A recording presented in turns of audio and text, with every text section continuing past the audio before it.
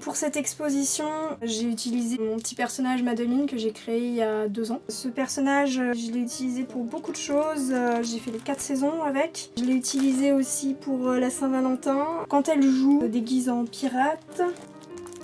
À Noël. Et là, c'est son anniversaire.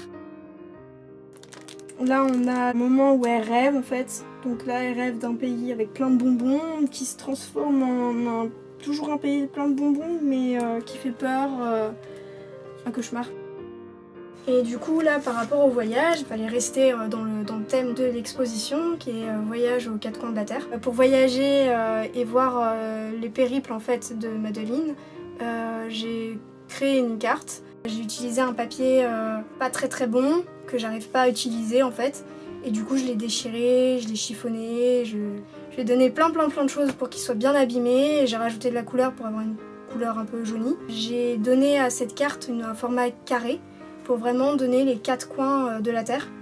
Avec au centre l'Italie, où on commence avec elle à Venise. Pour chaque pays, j'ai utilisé une technique différente pour donner cette sensation de voyage encore plus fort avec des couleurs vraiment différentes. Avec l'Amérique latine, j'ai fait de la gouache avec une intention de reprendre un peu le travail de Marie Blair avec beaucoup d'aplats. Pour le Groenland, j'ai utilisé le pastel sec pour donner une sensation de fluidité, enfin quelque chose de doux. Pour l'Australie, c'est du pastel gras pour avoir cette texture un peu de chaleur, ce genre de choses. Et puis le Japon, l'aquarelle, parce que c'était ce qui me semblait le plus proche de leurs estampes à eux, avec un papier qui ressemble un peu à du tissu et qui du coup donne cette sensation de rouleau.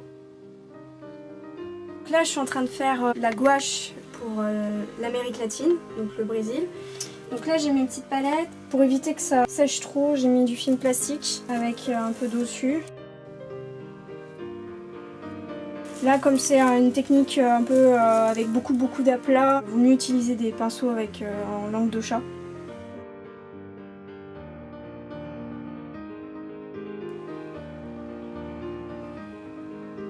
Quand je commence une illustration, je cherche d'abord énormément de documents, de photos, pour être en rapport avec ce que je veux faire. Et après, je vais faire plusieurs compositions, puis je vais en choisir une. Donc je me aide surtout de Photoshop, où je peux faire des plans différents, les agrandir, les rétrécir, sans me prendre trop la tête, en faisant vraiment un calque par objet ou par plan, ce qui me permet vraiment de pouvoir jouer facilement avec. Une fois que j'ai imprimé mes illustrations, je le place sur ma table lumineuse, donc je scotche, je repasse mon papier aquarelle, mon papier sur lequel je vais peindre.